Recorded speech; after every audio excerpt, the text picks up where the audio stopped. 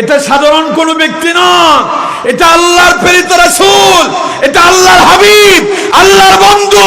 আল্লাহ তার বন্ধুকে কখনো অপমান অপদস্থ করতে পারে না, ঠিক কিনা? হযরত আবু হুরায়রা অবাক হয়ে গেলেন। হযরত আবু হুরায়রা বলেন, সব সাহাবীরা যখন এলো, আমি সবার মুখের সামনে সেই দুধের পেয়ালা তুলে দিতে লাগলাম। প্রথম নিয়ম যখন দুধ পান করা শুরু করছে, আমি আবু হুরায়রা মনে মনে চিন্তা করলাম, এই বুঝি শেষ হয়ে গেল, এই বুঝি কি শেষ হয়ে গেল, হাই হাই শেষ। হযরত আবু হুরায়রা বলেন, আশ্চর্য হয়ে গেলাম, একজন একজন করে আহলে সুফফার সব সাহাবীরা ওই বাটি থেকে দুধ পান করলো। সবাই দুধ পান করলো তৃপ্তি সহকারে। আবু হুরায়রা বলেন, সবাই যখন দুধ পান করা শেষ করলো, দুধের পেয়ালার দিকে তাকায় দেখি শুরুতে যা ছিল এখনো তাই আছে, এক ফোঁটাও কমে যায়নি। আল্লাহু আকবার।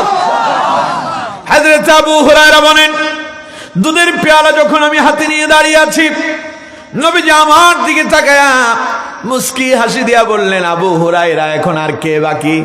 হযরত আবু হুরায়রা বললেন, ইয়া রাসূলুল্লাহ, আপনি আর আমি। নবীজি বললেন, তাহলে আবু হুরায়রা, এবার তোমার ফালা। যেহেতু আমি ঘরের মালিক, আমি নবী সবার শেষেই পান করব, তুমি আমার ঘরের মেহমান।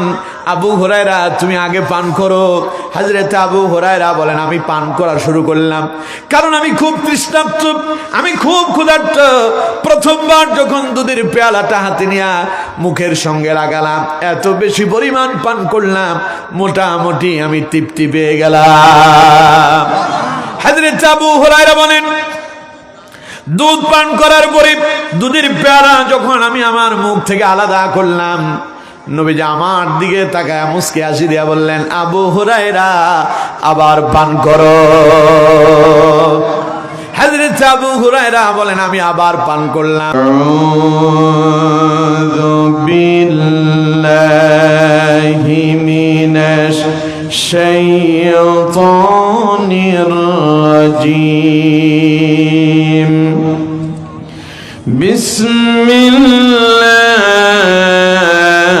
বিসমিল্লাহির রাহমানির রাহিম।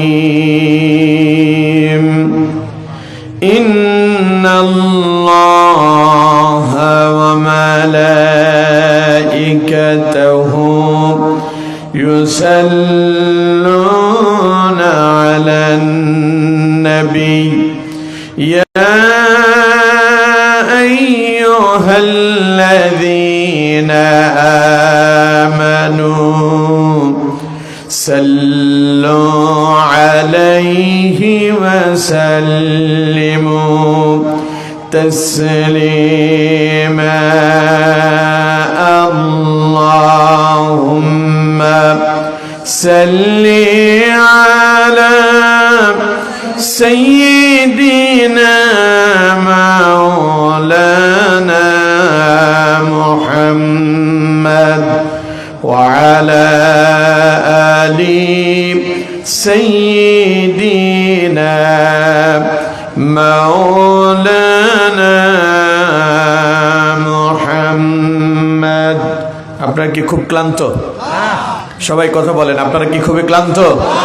নবীর সাথে শত্রুতা আছে কার কার? দেখি হাত তোলেন। নবীর সাথে কারো শত্রুতা আছে?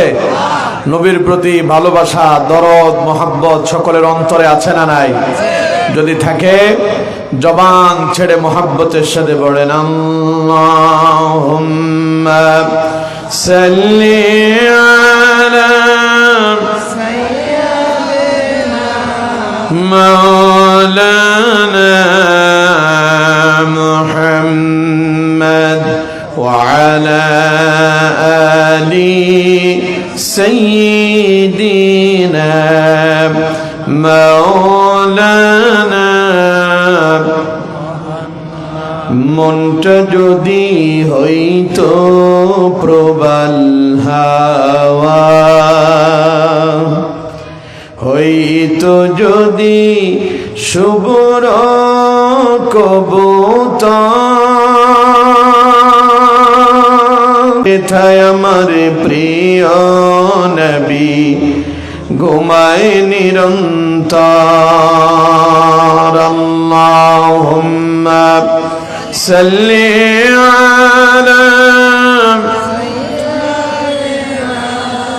মাওলানা মুহাম্মদ ওয়া আলা আলি সাইয়্যিদিনা مولانا محمد بلغ العلا بكماله كشف الدجى بجماله حسنت جميع خصاله صلوا عليه। আলহামদুলিল্লাহ, বাংলাদেশের ঐতিহ্যবাহী জেলা সিরাজগঞ্জ জেলার অন্তর্গত উল্লাপাড়া উপজেলাধীন চর বাটবেড়া বাইতুল মামুর কেন্দ্রীয় জামে মসজিদের উন্নয়ন কল্পে আয়োজিত আজকের ৪৬তম বার্ষিক তাফসীরুল কোরআন মাহফিলের সম্মানিত সুযোগ্য সভাপতি জনাব আলহাজ মোহাম্মদ এশাওয়াত আলী সাহেব আছেন। তিনি অসুস্থতার কারণে আসতে পারেননি। আমরা তার জন্য দোয়া করছি, আল্লাহ পাক তাকে শিফায়ে কুল্লিয়া আজলা দান করুন, পড়ুন আমিন। সহসভাপতি হিসাবে অত্র এলাকার সম্মানিত হাজী সাহেবগণকে সম্মান দেওয়া হয়েছে, আমরা তাদের জন্য দোয়া করছি, আল্লাহ পাক সকলকে কবুল আর মঞ্জুর করুন, পড়ুন আমিন। আজকের মাহফিলের প্রধান অতিথি, যিনি একটু আগে আপনাদের সামনে অত্যন্ত চমৎকার মহামূল্যবান কোরআন এবং হাদিস থেকে কিছু নসিহত করেছেন, নির্যাতিত নিপীড়িত মজলুম সংগঠন বাংলাদেশ জামাত ইসলামীর সম্মানিত কেন্দ্রীয় সহকারী সেক্রেটারি জেনারেল, বিশিষ্ট আলেমে দ্বীন, আপনাদের সকলেরই আস্থাভাজন, ইসলামী আন্দোলনের রাহবার জনাব আলহাজ মাওলানা রফিকুল ইসলাম খান সাহেব, আমরা তার জন্য প্রাণ ভরে দোয়া করি, আল্লাহ রাব্বুল আলামিন তাকে দ্বীনের জন্য, ইসলামের জন্য ইকামতে দ্বীনের পথে আরো দীর্ঘ সময় সুস্থতার সাথে কবুল আর মঞ্জুর করুন, পড়ুন আমিন। এবং অতিথি হিসেবে আরো নাম দেওয়া হয়েছে সাবেক মাননীয় জাতীয় সংসদ সদস্য জনাব এম আকবর আলী সাহেব। তিনি কি এসেছেন? আসতে পারেন।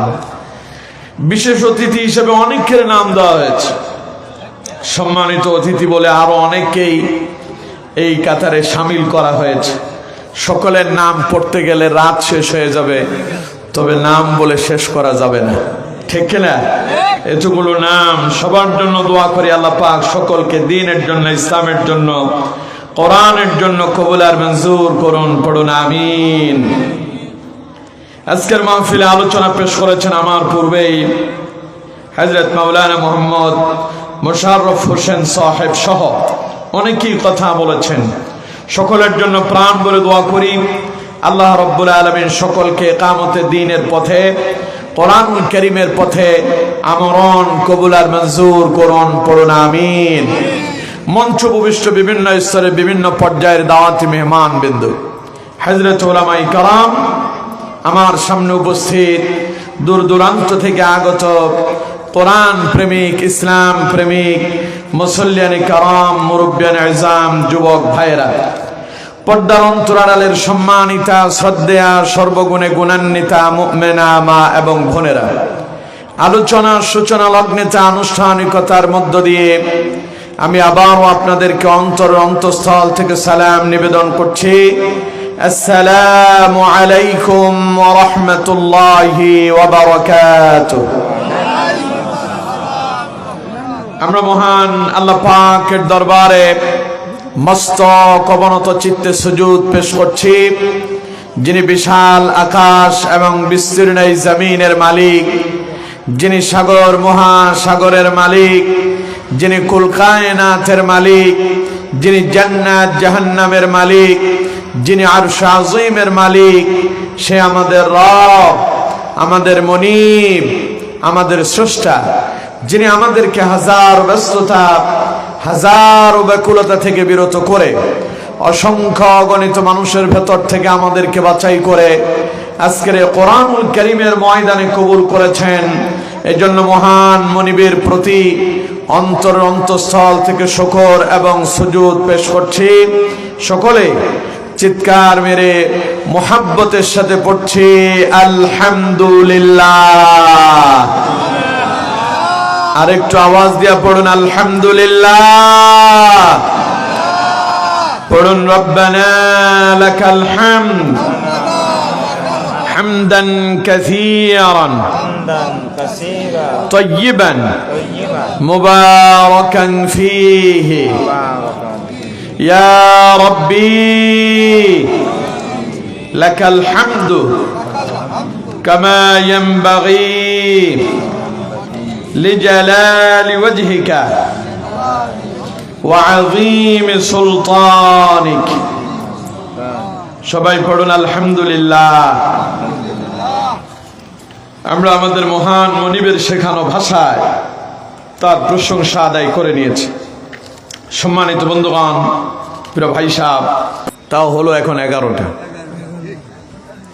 তো আমার মনে হয় আমার আগে আজকের প্রধান অতিথি তিনি যে কথাগুলো বলেছেন এগুলোর পরে আর ওয়াজের দরকার আছে বলে আমার মনে হয় না। আমার মনে হয় এর উপরে যদি আমরা আমল করতে পারি আমাদের জীবনের সফলতার জন্য এই কথাগুলোরই যথেষ্ট। ঠিক কিনা? বহু নেতা দেখেছি আমরা বিগত 16 বছর আউযুবিল্লাহ পড়তে জানে না, ঠিক কিনা? সালামি দিতে জানে না। আর 16 বছর পরে আজ একজন নেতা পেলাম যেই নেতা মনে হয় যে তাফসীর করতেছে। পড়েন আলহামদুলিল্লাহ। এই রকম নেতা আমাদের দরকার আছে না নাই? নেতা তো হতে হবে ওই সমস্ত ব্যক্তিরা যাদের ভেতরে কোরআন এবং হাদিসের জ্ঞান থাকে, যারা রাষ্ট্রটারে কোরআন এবং হাদিস দিয়ে সাজাতে পারে, যারা জনগণকে আল্লাহ এবং কোরআনের পথে ডাকে নিয়ে আসতে পারে, আল্লাহ এবং কোরআনের পথে জীবন, রাষ্ট্র, সমাজ পরিচালনা করতে পারে। এমন নেতাই আমরা প্রত্যাশা করি, ঠিক কিনা?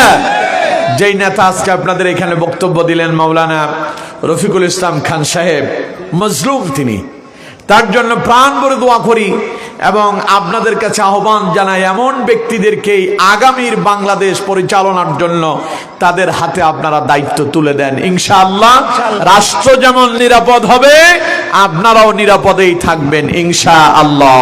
বলেন ইনশাআল্লাহ। এমন ব্যক্তিদেরকে সমর্থন দিতে পারবেন? সবাই বলেন পারবেন। আল্লাহ তাআলা কবুল আর মঞ্জুর করুন। পড়ুন আমিন। তো এখন আমি আর কি বলবো? বলবো কিছু? শুনবেন আপনারা সবাই? আমারে রেখে কারা কারা যাবেন দেখি হাত তোলেন। যাবেন না কেউ? সবাই থাকবেন? আচ্ছা, দেখা বিতাড়িত শয়তানের ওয়াসওয়াসা থেকে পানা আছে পরম করুণাময় আল্লাহ পাকের নামে শুরু করি। আউযু বিল্লাহি মিনাশ শাইতানির রাজীম। বিসমিল্লাহির রাহমানির রাহিম। قد أفلح المؤمنون الذين هم في صلاتهم خاشعون والذين هم عن اللغو معرضون والذين هم للزكاة فاعلون والذين هم لفروجهم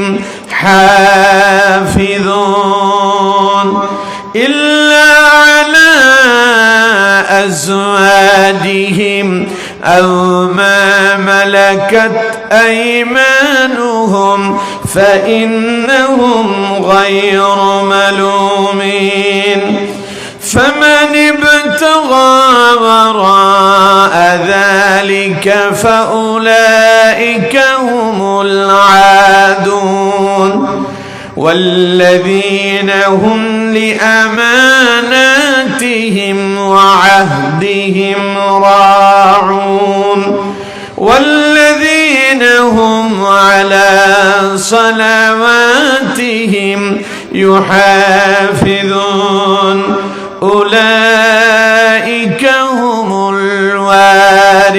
الوارثون صدق الله العظيم সম্মানিত বন্ধুগণ, প্রিয় ভাই সাহেব, আমি আপনাদের সামনে কোরআনুল কারীমের অত্যন্ত গুরুত্বপূর্ণ একটি সূরা সূরাতুল মুমিনুন থেকে 10টি আয়াত কারিমা তিলাওয়াত করেছি। যথারীতি আমরা এই আয়াতদ্বয়ের উপরে আজকে আলোচনা শুনব ইনশাআল্লাহ। ওয়া মা তাওফীকি ইল্লা বিল্লাহ সুবহানাকা লা ইলমা লানা ইল্লা মা আল্লামতানা ইন্নাকা আনতাল আলিমুল হাকীম। সকলে একটু মুহাব্বতের সাথে পড়েন আমিন। আমার বন্ধুগণ, প্রিয় ভাই সাহেব, যেই সূরা থেকে তিলাওয়াত করছি, সূরার নাম কি বললাম কোন তো দেখি? সূরা মুমিনুন। মুমিনুন শব্দের অর্থ হলো বিশ্বাসীগণ, অর্থাৎ আল্লাহ পাক এখানে মুমিনদের সম্পর্কে আলোচনা করছেন। প্রিয় বন্ধুগণ, শুরুতে আমরা এই আয়াতদ্বয় নাজিলের প্রেক্ষাপট সম্পর্কে জানব, তারপরে বিস্তারিত আলোচনা শুনবো ইনশাআল্লাহ। এই আয়াতদ্বয় নাজিল হয়েছিল তখন মক্কাতে নবী করিম সাল্লাল্লাহু আলাইহি ওয়াসাল্লাম যখন কালেমার দাওয়াত দেওয়া শুরু করলেন, অর্থাৎ ইসলামের প্রারম্ভিক যুগে সূচনা লগ্নে মুসলমানরা, কাফেরেরা কালেমা পড়ে মুসলমান হচ্ছে। এই মুসলমান হওয়ার পরেই মুসলমানদের উপরে নির্যাতন, নিপীড়ন, জুলুম, অত্যাচার শুরু হয়েছে। দুর্বল কিছু মুসলমান এমন ছিলেন, ঈমান আনার কারণে চতুর্দিক থেকে তাদের উপরে নির্যাতন, নিপীড়ন, জুলুম, অত্যাচার চলছে। মুসলমানরা খুব ভারাক্রান্ত, মন খারাপ, নির্যাতন, নিপীড়নে, জুলুম, অত্যাচারে জর্জরিত হয়েছে। এমন সময় তারা যখন মন খারাপ করে বসে আছে, আল্লাহ পাক এই আয়াতদ্বয় নাজিল করে তাদেরকে সান্ত্বনা দিয়েছেন। সুবহানাল্লাহ। হযরত ওমর ইবনুল খাত্তাব রাদিয়াল্লাহু তাআলা আনহু বলছেন, আমরা নবী করিম সাল্লাল্লাহু আলাইহি ওয়াসাল্লামের সামনে উপস্থিত ছিলাম।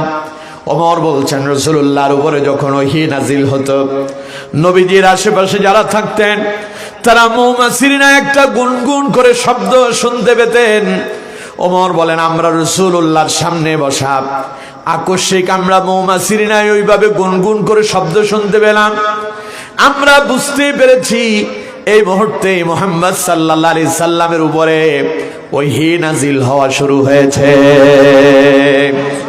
আমরা বুঝতে পারছি এখন রাসূলুল্লাহর কাছে জিবরাইল অবতীর্ণ হয়েছেন, নিশ্চয়ই এখন আল্লাহর কোন ওহী নাজিল হচ্ছে। সুবহানাল্লাহ।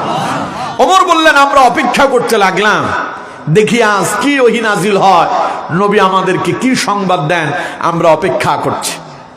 হযরত ওমর বলেন, কিছু সময় যাওয়ার পরে সেই মৌমাছির নাই গুনগুন শব্দটা বন্ধ হয়ে গেল। আমরা বুঝতে পেরেছি ওহী সমাপ্ত হয়েছে। আমরা মনে মনে ভাবতেছি এখন নবী আমাদেরকে নতুন কি ওহী নাজিল হলো তা আমাদেরকে শোনাবেন। হযরত ওমর বলেন, আমরা বড় আশ্চর্য হয়ে গেলাম, অবাক হয়ে গেলাম। নবীজি আমাদের সঙ্গে কোনো কথাই বললেন না। বিশ্বনবী মুহাম্মদুর রাসূলুল্লাহ সাল্লাল্লাহু আলাইহি সাল্লাম তিনি আল্লাহর দরবারে দুই হাত উত্তোলন করলেন। নবীজি আল্লাহর দরবারে দোয়া শুরু করলেন। নবী করিম সাল্লাল্লাহু আলাইহি সাল্লাম বলতে লাগলেন, আল্লাহুম্মা জিদনা ওয়া লা তানকুসনা وأكرمنا ولا تهنا وأعطنا ولا تحرمنا وآثرنا ولا تؤثر علينا وأرضنا وارض عنا পড়েন আমিন। হযরত ওমর বললেন, নবীজি আল্লাহর দরবারে দোয়া করতেছেন আর বলতেছেন, আল্লাহুম্মা জিদনা ওয়া লা তানকুসনা, আল্লাহ তুমি আমাদেরকে বেশি বেশি দাও, কম দিও না। ওয়া আকরিমনা ওয়া লা তুহিন্না, আল্লাহ তুমি আমাদেরকে সম্মানিত করো, বেইজ্জতি করো না। ওয়া আ'তিনা ওয়া লা তাহরিমনা, আল্লাহ তুমি আমাদেরকে বেশি বেশি দাও, কম দিও না। ওয়া আযিরনা ওয়া লা তুসির আলাইনা, অন্যের উপরে আমাদেরকে অধিকার দাও আর আমাদের উপরে অন্যকে অধিকার দিও না। ওয়া আরদিনা ওয়া রাদা আন্না, আল্লাহ তুমি আমাদের প্রতি সন্তুষ্ট থাকো আর তোমার সন্তুষ্টিতে আমাদেরকে তুমি সন্তুষ্ট করো। পড়েন সুবহানাল্লাহ। তাহলে নবীজি কয়টা কথা বললেন? আল্লাহ আমাদেরকে বেশি দাও, কম দিও না, সম্মানিত করো, অপমানিত করো না, আমাদেরকে দান করো, বঞ্চিত করো না, অন্যের উপরে আমাদেরকে অধিকার দাও, আমাদের উপর অন্যকে অধিকার দিও না, আর আমাদেরকে তোমার প্রতি সন্তুষ্ট করো, আর তুমি যেই কাজ করলে সন্তুষ্ট হও ওই কাজ করার তৌফিক আমাদেরকে দান করো। পড়েন আমিন। হযরত ওমর বললেন, নবীজি এইভাবে আল্লাহর দরবারে দোয়া করলেন। দোয়া শেষে এবার রাসূলুল্লাহ আমাদের দিকে ফিরে বসলেন। আল্লাহ নবী বললেন, আমার সাহাবীরা, তোমাদের মন খুব খারাপ, যারা ঈমান কবুল করেছ খুব টেনশনে আছো, অনেকেই মনে মনে ভাবতেছো জীবন বুঝি শেষ হয়ে গেল। আল্লাহ পাক তোমাদের জন্য এই মুহূর্তে আমার কাছে জিবরাইল নাজিল করলেন, আর জিবরাইল নাজিল করে আল্লাহ রাব্বুল আলামিন তোমাদেরকে এক সুসংবাদ প্রদান করেছেন। হযরত ওমর বলেন, এবার নবী করিম সাল্লাল্লাহু আলাইহি ওয়াসাল্লাম সূরা মুমিনুনের প্রথম 10টি আয়াত নবীজি আমাদেরকে তিলাওয়াত করে শোনায়া দিলেন। আরো আস্তে কোন সুবহানাল্লাহ, এবার জোরে কোন সুবহানাল্লাহ। আল্লাহ পাক কি বললেন? মুসলমানরা মুমিনরা মার খাচ্ছে, মন খারাপ।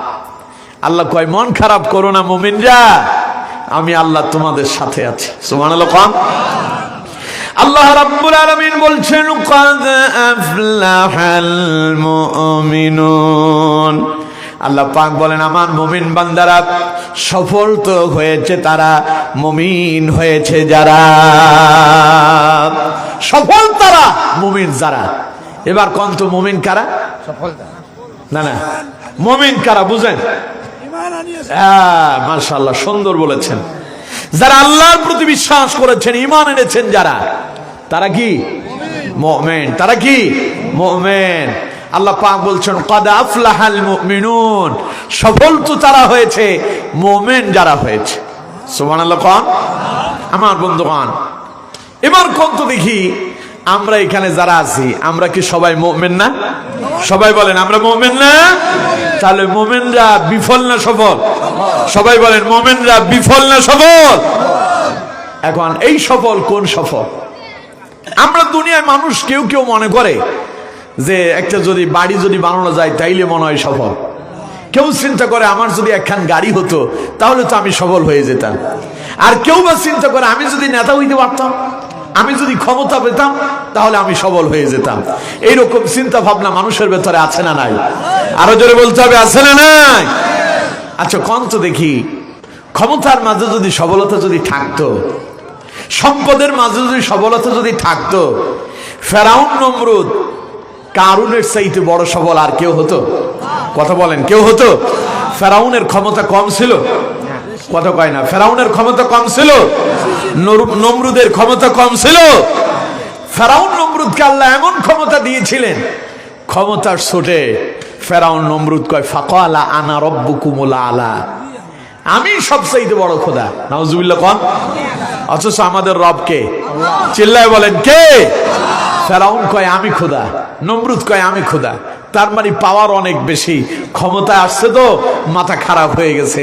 ক্ষমতা পেলে কারো কারো মাথা এরকম খারাপ হয়ে যায়, ঠিক কিনা? জোরে বলেন ঠিক কিনা?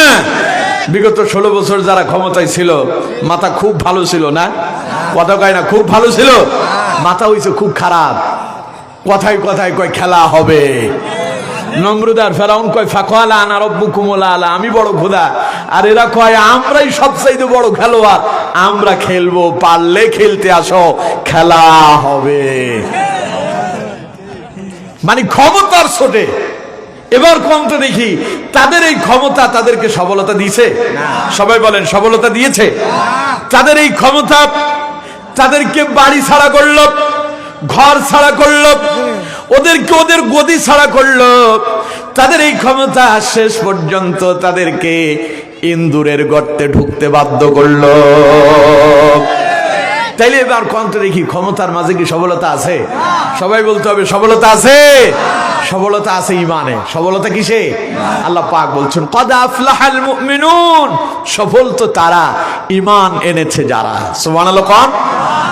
আমার বন্ধুগণ, একটা লোকের বাড়ি নাই, গাড়ি নাই, সম্পদ নাই, সারাদিন কাজ করে খেটে খাওয়া মানুষ, জমিনে বদলা দেয়, ভ্যান চালায়, রিক্সা চালায়, তার তেমন কোনো টাকা পয়সা নাই, দিনে এনে দিনে খায়, কিন্তু তার ভেতরে একখান জিনিস আছে, তার নাম ঈমান। কি আছে গন্ধ? ঈমান।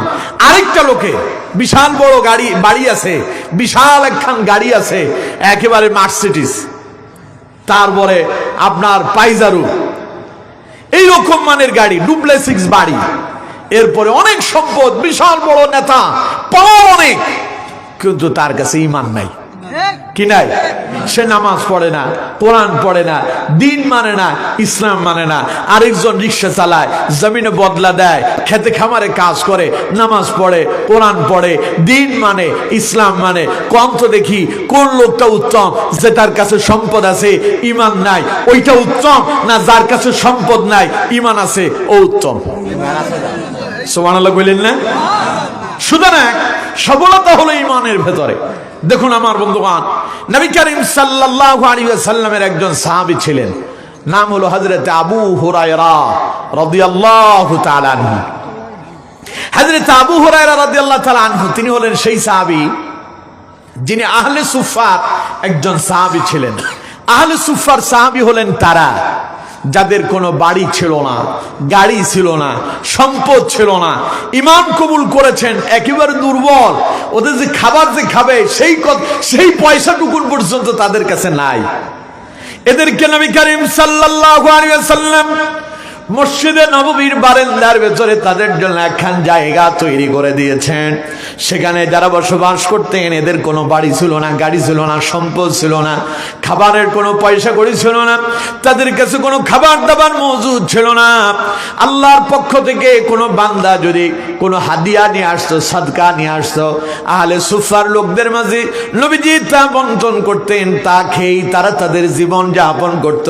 ওই সমস্ত লোকদেরকেই আহলে সুফফার সাহাবী বলা হতো। তাদের ভেতরে একজন হলেন হযরতে আবু হুরায়রা রাদিয়াল্লাহু তাআলা। না বাড়ি আছে, না গাড়ি আছে, না থাকার কোনো জায়গা আছে, না কোনো সম্পদ আছে। আমার দেশে একখান কথা আছে, যেখানে রাইত সেখানেই কাইত, যেখানে রাত সেখানে কাত। অর্থাৎ তার কোনো চিন্তা ভাবনাই নাই, যেখানেই সুযোগ পায় সেখানে শুয়ে পড়ে, কারণ তার নির্দিষ্ট কোনো জায়গা জমি নাই। হযরত আবু হুরায়রা ছিলেন তেমনি একজন সাহাবী। নবী করিম সাল্লাল্লাহু আলাইহি সাল্লামের সে অন্যতম সাহাবী ছিলেন হযরত আবু হুরায়রা। বাড়ি গাড়ি ছিল না, কিন্তু রাসূলুল্লাহর বর্ণিত যত হাদিস এই সমগ্র পৃথিবীতে ছড়িয়ে আছে, সবচাইতে বেশি হাদিস যেই সাহাবী বর্ণনা করছেন ওর নাম হযরত আবু হুরায়রা রাদিয়াল্লাহু তাআলা। সুবহানাল্লাহ। আমার বন্ধুগণ, সে আবু হুরায়রা রাদিয়াল্লাহু তাআলা এমন একজন সাহাবী ছিলেন, বিভিন্ন দিন বহুদিন তার এমন গিয়েছিল, তিনি বলেছেন দীর্ঘ সময় পর্যন্ত আমার জীবনে এমন এমন সময় অতিবাহিত হয়েছে, সারাদিন কোনো খাবারের ব্যবস্থা হয় নাই, দুপুরবেলা খাবার আসে নাই, কেউ হাদিয়া দেয় না, সদকা এলো না, সন্ধ্যা হয়ে গেল কোনো খাবার দাবার এলো না, রাত হয়ে গেল কোনো খাবারের ব্যবস্থা হয়নি। হযরত আবু হুরায়রা বলছেন খিদার যন্ত্রণায় মসজিদে নববীর নবী করিম সাল্লাল্লাহু আলাইহি সাল্লামের হুজরা এবং মসজিদে নববীর মিম্বরের মধ্যবর্তী জায়গার ভেতরে আমি আবু হুরায়রা মির্গি বেরামওয়ালা লোকের মতো ছটপট করে করে আমার দিন অতিবাহিত হয়েছিল। সাহাবায়ে কেরাম মনে করতো যে আমার মনে হয় মির্গি রোগ হয়েছে, তাই তারা মনে করতো মনে হয় মির্গি ব্যারামের কারণে আমি ছটফট করতেছি। আসলে আমার কোনো মির্গি ব্যারাম ছিল না, বরং খিদার যন্ত্রণায় আমি আর নিজেরই টিকাতে পারিনি বলে খিদার যন্ত্রণা এইভাবে আমি ছটফট করেছি। সে আবু হুরায়রা বলছেন, হযরত আবু হুরায়রা বলেন একদিন আমি খিদার যন্ত্রণায় আর টিকতে পারলাম না, সারাদিন চলে গেল, কোথাও থেকে খাবার এলো না, রাত শেষ হয়ে গেল, কোনো খাবারের ব্যবস্থা হলো না। এবার পরের দিন যখন সূর্য উদিত হলো, কোনো খাবার এলো না। হযরত আবু হুরায়রা বলেন, খিদার যন্ত্রণায় আমি আর টিকতেই পারি না, আমার আর পথ চলে না, রাস্তার ভেতরে আমি দাঁড়ায় গেলাম। হযরতে আবু হুরায়রা বলেন, কোমরটা সোজা করতেই পারি না, এত দুর্বল হয়ে গেছি। হযরতে আবু হুরায়রা রাস্তার প্রান্তে এক পাশে বসে পড়লেন। হঠাৎ করে আবু হুরায়রা বলেন, আমি তাকিয়ে দেখি যেই রাস্তায় আমি বসে আছি ওই রাস্তা দিয়ে রাসূলুল্লাহর সাহাবী হযরত আবু বকর সিদ্দিক রাদিয়াল্লাহু তাআলা আনহু তিনি ওই রাস্তা দিয়ে আগমন করতেছেন। হযরত আবু হুরায়রা বলেন, আবু বকরকে দেখে আমি দারুণ খুশি হয়ে গেলাম।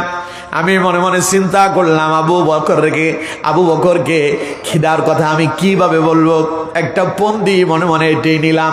হযরত আবু হুরায়রা বলেন, কিছু সময় পর আবু বকর আমার সামনে এসে গেল। আমি আবু বকরকে ডাইরেক্ট খিদার কথা বলতে পারলাম না। আমি আবু বকরকে কোরআনুল কারীমের একটি আয়াত তিলাওয়াত করে শোনালাম।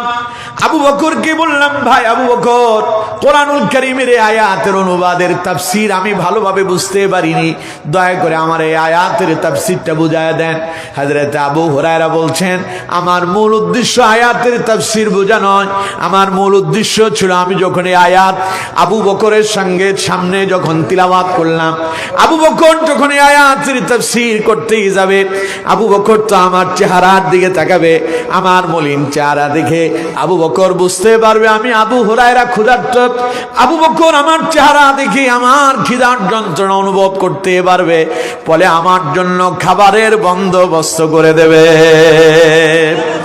মনে খুব আশা, হয়তো কোরআনের আয়াতের তাফসীর বলতে গিয়ে আবু বকর যখন আমার দিকে তাকাবেন, চেহারা মলিন চেহারা, ক্ষুধার্ত চেহারা দেখে বুঝতে পারবেন আমি দারুণ ক্ষুধার্ত, আমার জন্য খাবারের ব্যবস্থা করবেন। হযরত আবু হুরায়রা বলেন, আমি বড় অবাক হয়ে গেলাম। আবু বকর কোরআনুল কারীমের আয়াতের অনুবাদ তাফসীর করে দিয়ে তিনি সেখান থেকে বিদায় হয়ে গেলেন।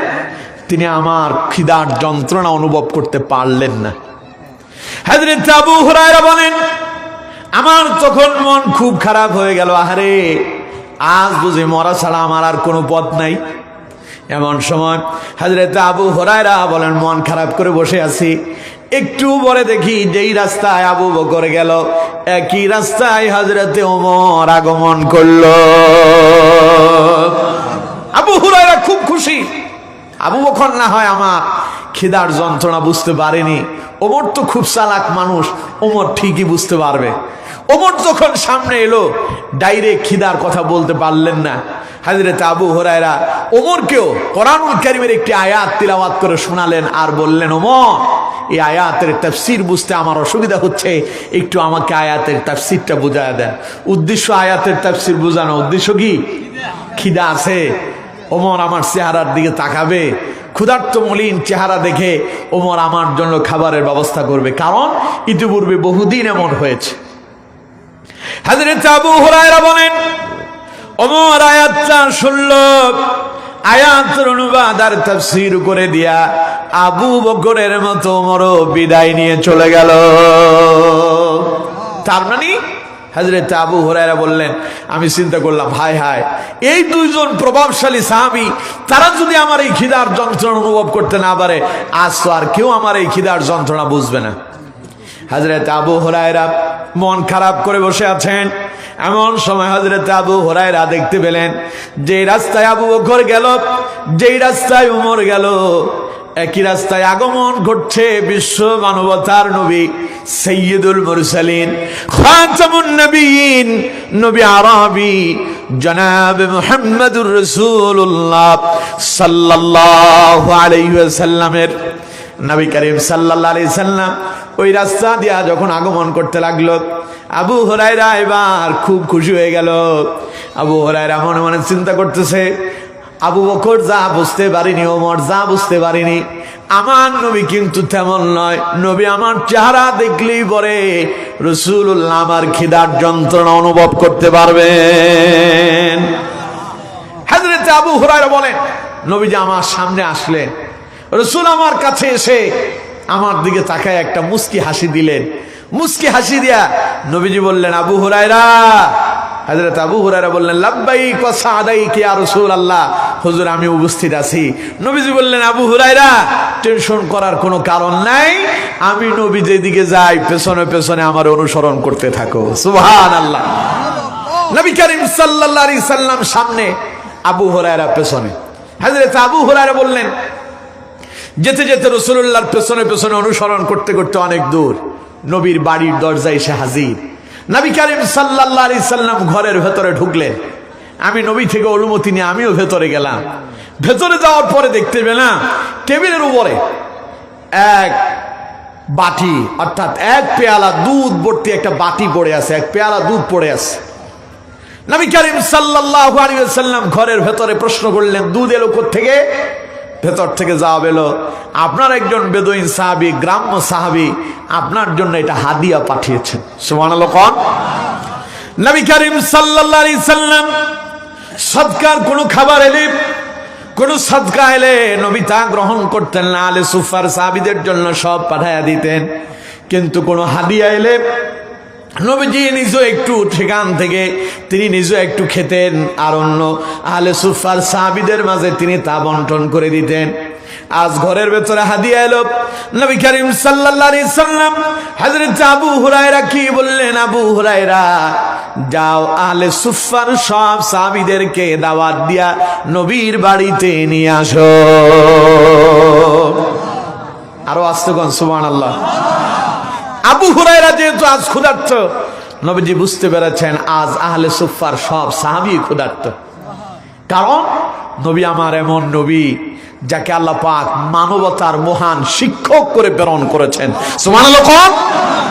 এই নবীর চাইতে উম্মতের জন্য ব্যথিত আর কেউ ছিলেন?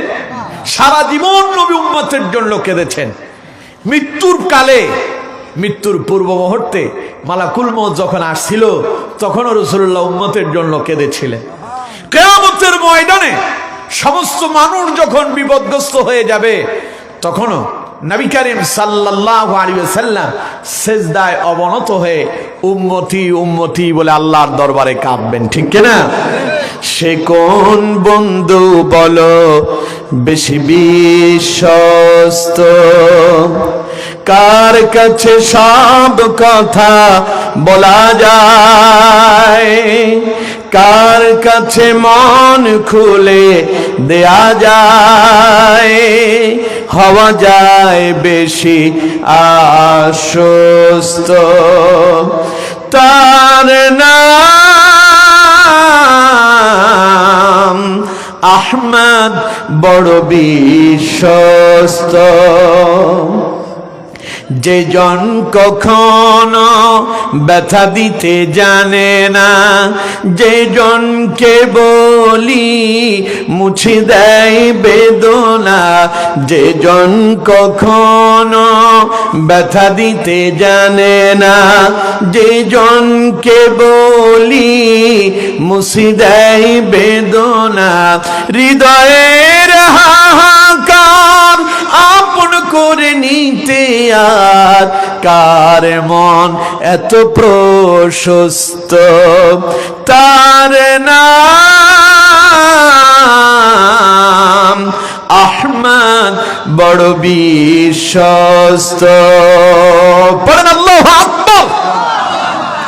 নবী করিম সাল্লাল্লাহু আলাইহি সাল্লাম বললেন আবু হুরায়রা রে, আমি নবী বুঝতে পেরেছি আজ আমার আহলে সুফার কোন সাহাবী খাবার পান নাই। যাও আবু হুরায়রা আহলে সুফার সব সাহাবীদেরকে দাওয়াত দিয়া নবীর বাড়িতে নিয়ে আসো।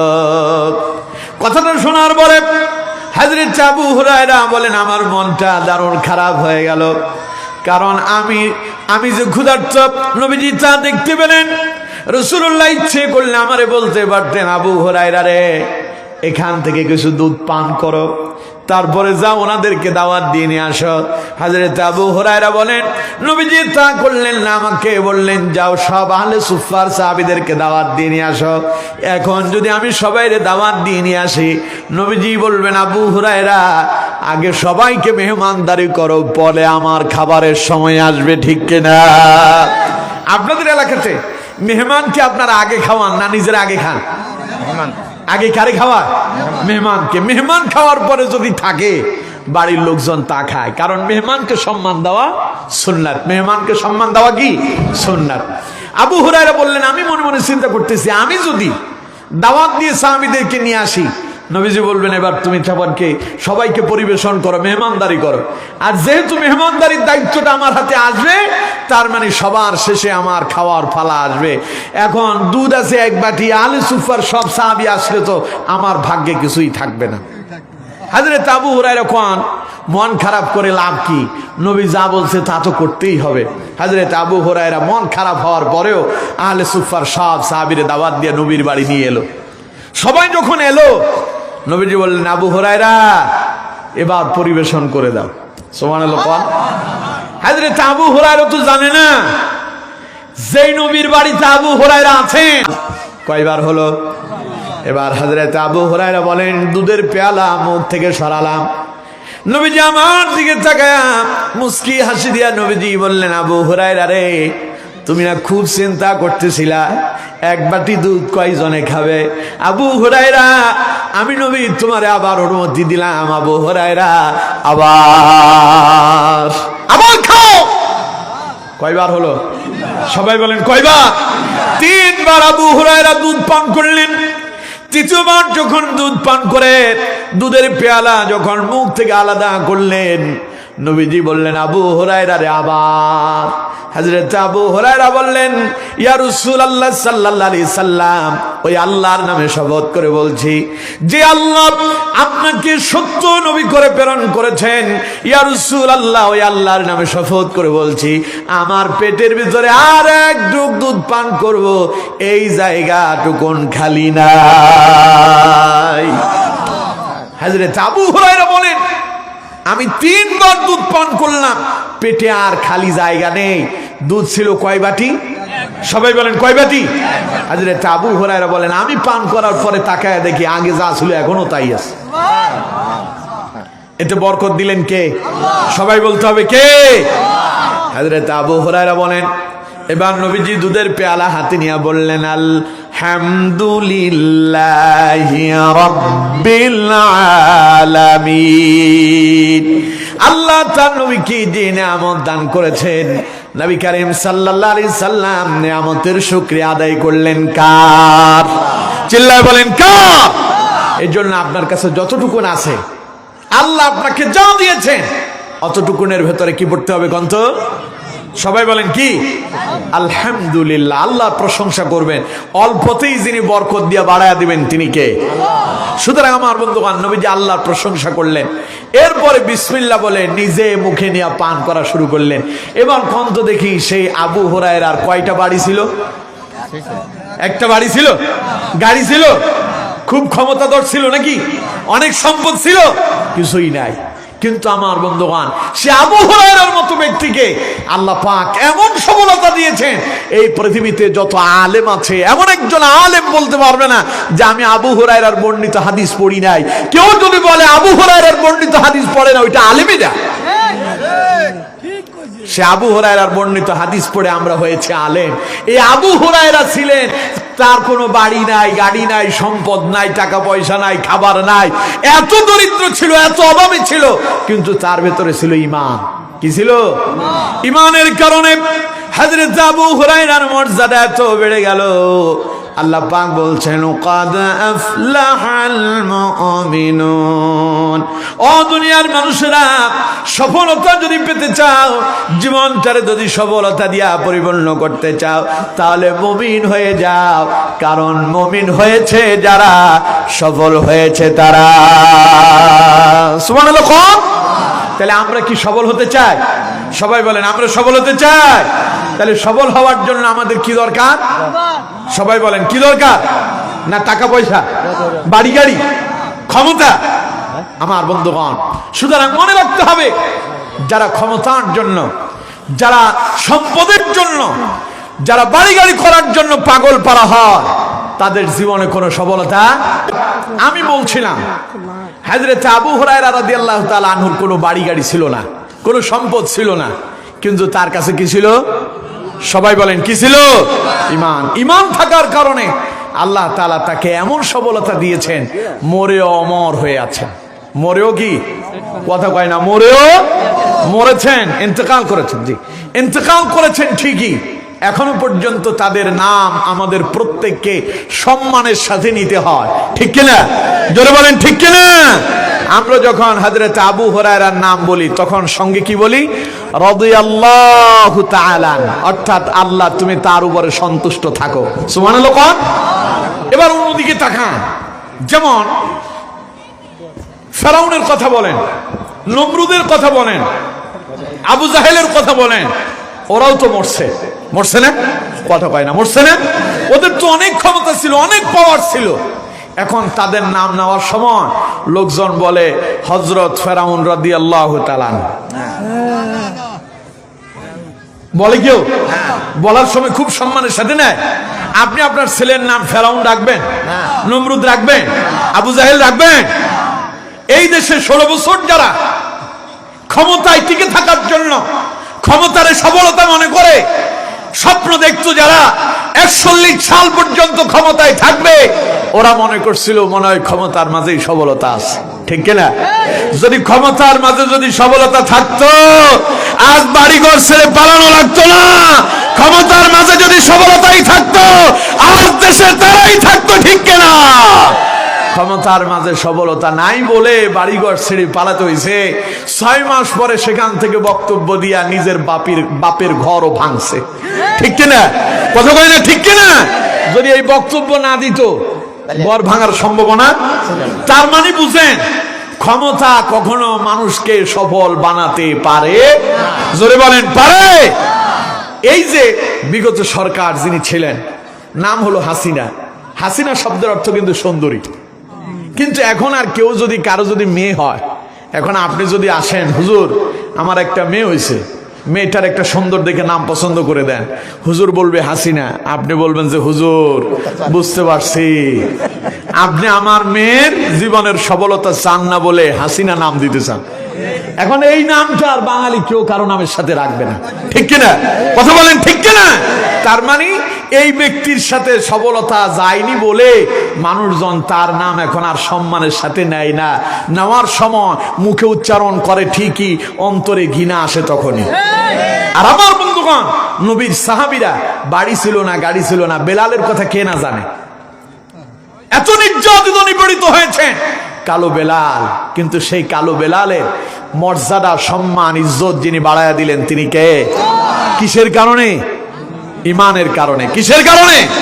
এই জন্য আপনার আমার ভেতরে যদি ইমান যদি থাকে, বাড়ি না থাকতে পারে, গাড়ি না থাকতে পারে, সম্পদ না থাকতে পারে, ইমানের পাওয়ারের কারণে আল্লাহ আমাদেরকে দুনিয়া আখিরাতের সফলতা দিতে পারেন, ঠিক কিনা? এই জন্য আমার বন্ধুগণ, যেহেতু আমরা সবাই মুমিন, তার মানে আমরা সবলতার ধার প্রান্তেই আছি, ঠিক কিনা? এখন আপনি কি মনে করেন এরকম যে আপনি শুধু লা ইলাহা ইল্লাল্লাহ মুহাম্মাদুর রাসূলুল্লাহ সাল্লাল্লাহু আলাইহি সাল্লাম মুখে উচ্চারণ করলেন আর আপনি অন্তরে বিশ্বাস করলেন নামাজ নাই, রোজা নাই, হজ নাই, যাকাত নাই, আপনি সফল? আপনি মুমিন? কথা বলেন, আপনি মুমিন? আপনি নামের মুমিন, কামের মুমিন না। আমার দেশে এরকম বহু মুমিন আছে, নাম রাখছে বাপে আদর করে আব্দুল মোমেন, মা নাম দিয়েছে ইমান আলী। আব্দুল মোমেন আর ইমান আলীর ইমান যে কবে গেছে ইমান আলী তা জানেই না, ঠিক কিনা? কারণ ইমান আলীর নামে ইমান আছে, জীবনীতে ইমান নাই। সে নামাজই পড়ে না, কোরআনই পড়ে না, দিন মানে না, সেই সুদের সাথে সম্পৃক্ত, ঘুষের সাথে সম্পৃক্ত, জেনা ব্যভিচারের সাথে সম্পৃক্ত। এগুলো করলে কি ইমান থাকে? সবাই বলেন ইমান থাকে?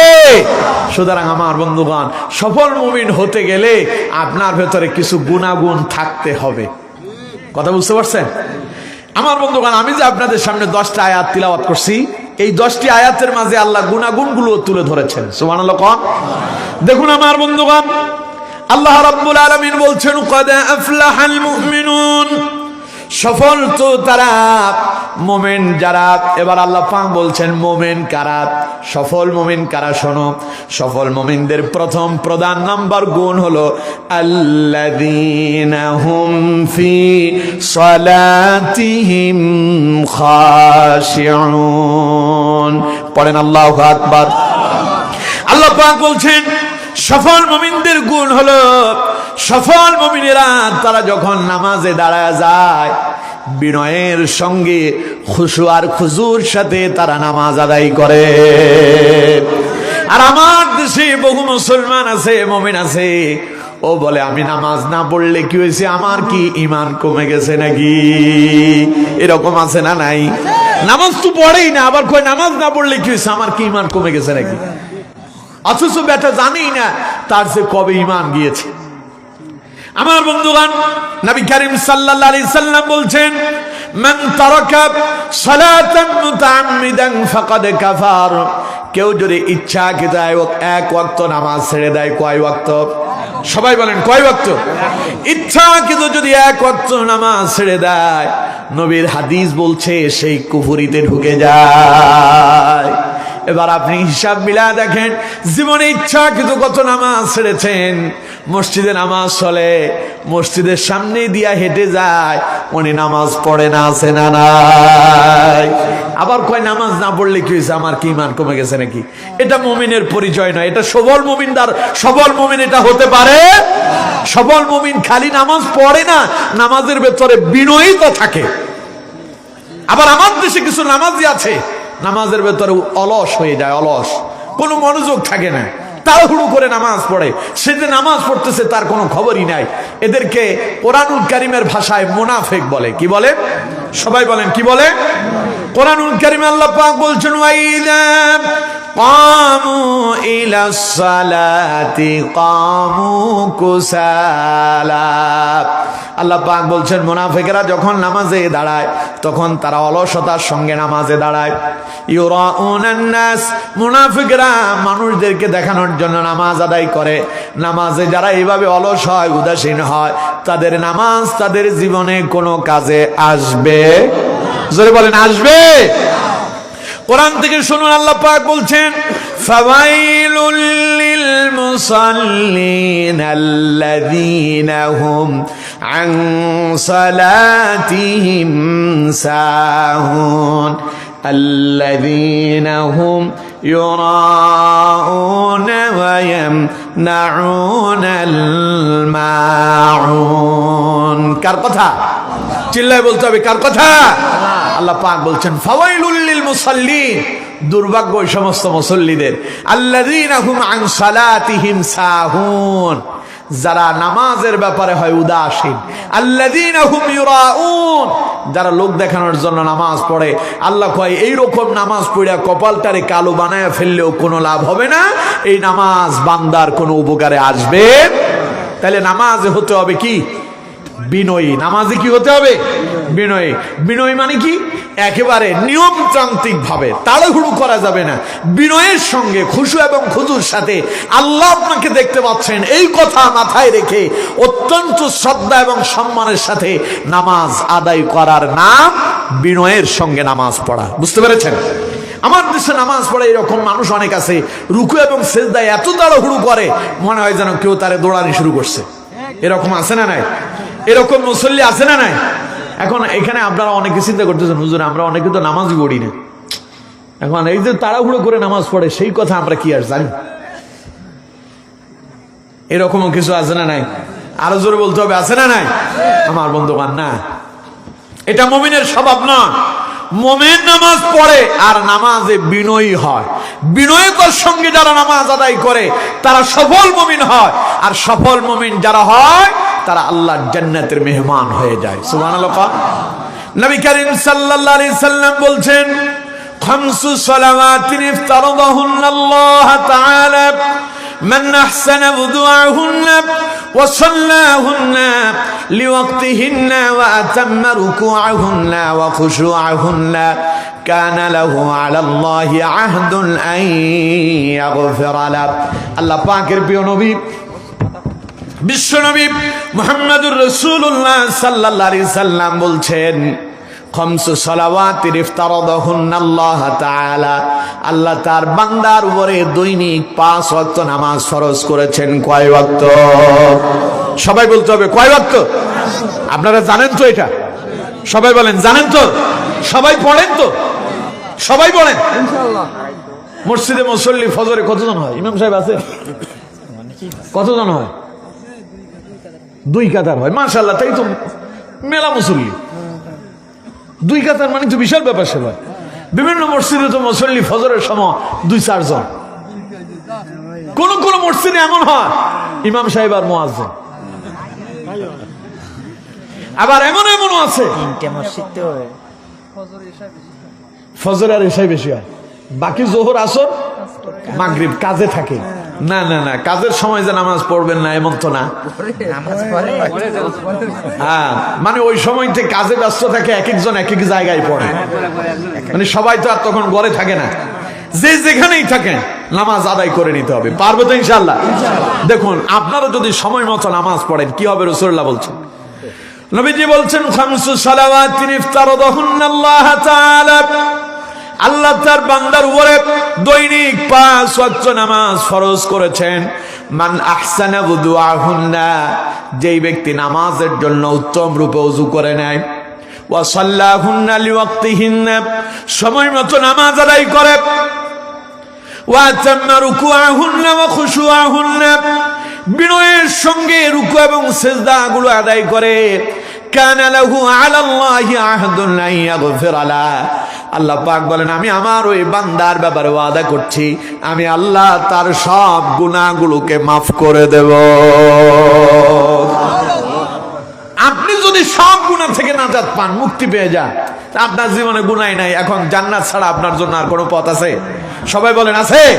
তাহলে আমার বন্ধুগণ, সফল মুমিন হওয়ার জন্য খালি নামাজ পড়লে হবে না, বিনয়ের সঙ্গে নামাজ আদায় করতে হবে। পারবো তো ইনশাআল্লাহ? ইনশাআল্লাহ। এই হলো 1 নাম্বার কোয়ালিটি। 2 নাম্বার কোয়ালিটি শুনুন, আল্লাহ রাব্বুল আলামিন বলছেন, ওয়াল্লাযীনা হুম আনিল লাগবি মুরিদুন, সফল মুমিন তো তারা, নামাজে শুধু বিনয় যে তা নয়, আল্লাহ পাক বলেন সফল মুমিনেরা নামাজে যেমন বিনয়ী, সমাজেও তারা তেমনই বিনয়ী। অর্থাৎ ওয়াল্লাযীনা হুম আনিল লাগবি মুরিদুন, সফল মুমিনেরা অনার্থক কথা বলে না, ফাহিশা কথা বলে না, অপ্রয়োজনীয় কথা বলে না, অপ্রাসঙ্গিক কথা বলে না, এক কথায় তারা মন্দ কথায় সময় নষ্ট করে না। আমাদের দেশে ফাহিশা কথা বলে, মন্দ কথা বলে, এই রকম লোকজন আছে না নাই? আরো জোরে বলতে হবে, আছে না নাই? গান বাজনা, সিনেমা, অশ্লীলতা, বেহায়াপনা, এগুলো কি ভালো কাজ? এগুলো ফাহিশা কাজ, মন্দ কাজ। এই কাজ মুমিনরা করতে পারে, এটা সফল মুমিনদের স্বভাব নয়। এখন আমরা যদি সফল মুমিন হতে হয়, তাহলে অনার্থক ফাহিশা মন্দ কথা বলা থেকে আমাদেরকে বিরত থাকতে হবে। পারবো ইনশাআল্লাহ? সবাই